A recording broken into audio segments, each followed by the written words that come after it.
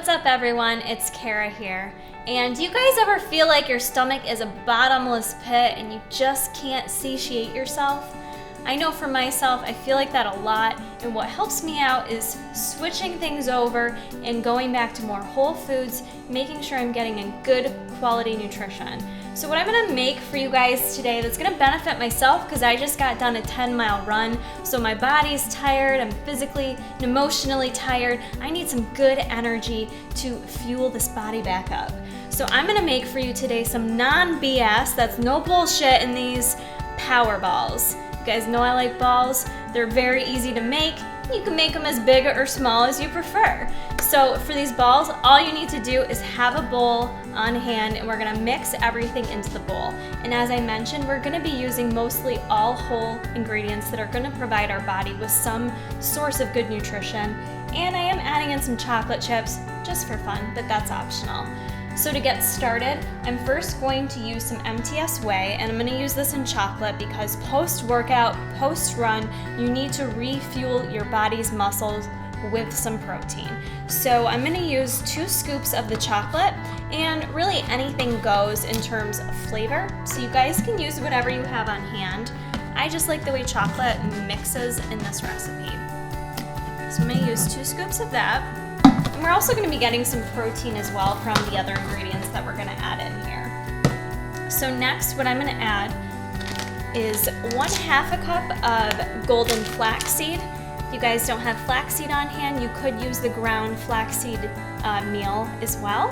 But for this, I want the power balls to be kind of nutty and crunchy. So we are going to use 1/2 cup of that, which I already have measured out.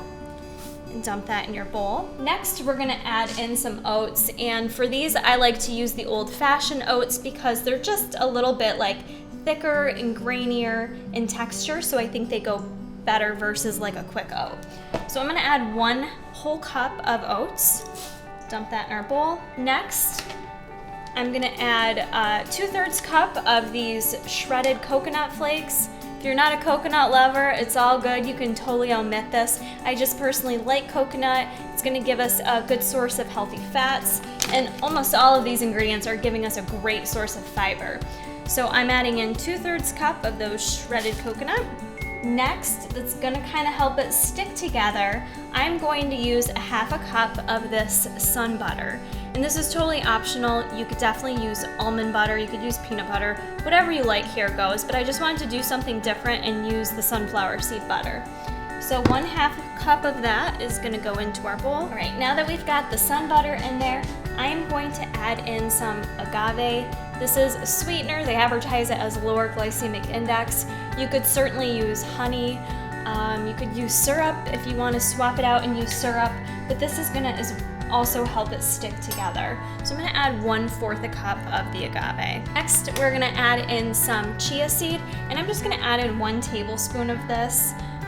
Again, that's optional, but it's gonna give you the good benefit of a lot of fiber, a lot of good nutrition in there. You've got protein coming from the chia seed, heart-healthy fats. So I like tossing that into any recipes when I can. All right, last ingredient I'm gonna add in is 1/2 cup of chocolate chips. Whoops, want all those chocolate chips. And that's just gonna kind of add a little sweetness to it and make it a little bit fun. So now that we have everything in there, go ahead and mix it all up. I like to mix it with a spoon, but you're likely gonna need to get in there with your hands and really kind of mix it in together. So once you've got your batter all mixed in, it is gonna be a little bit sticky, which you want. I like to use just a tablespoon to go on into the ball batter and use that to make an evenly shaped ball. And these are gonna be ready to eat as soon as you make them, but if you want, you can go ahead and chill them. These are great to put in the freezer, and then you can just pull them out and eat as you want them. They're a great little snack to have on hand. And I find because they are a little bit higher in fat, but they're also a good source of carbs and protein, you're not gonna need to eat a lot of these. Have 1 or 2, and it's really gonna not only help with your sweet tooth if you have one, but it's also gonna fill you up. So the last step, which is optional once you have your balls all made, I've got here sprinkled on a plate some hemp hearts, or you could even use the chia seed that we used earlier. You can go ahead and take your balls and just roll them in there, and that's gonna give it a nice crunchy outer layer.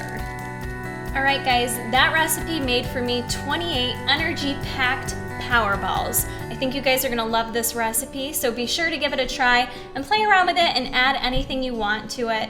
And like I said, throw them in the freezer, throw them in the fridge, and have them ready to go for a quick little snack, or even if you just need something to hit that sweet tooth. I hope you enjoyed it and keep checking back for more.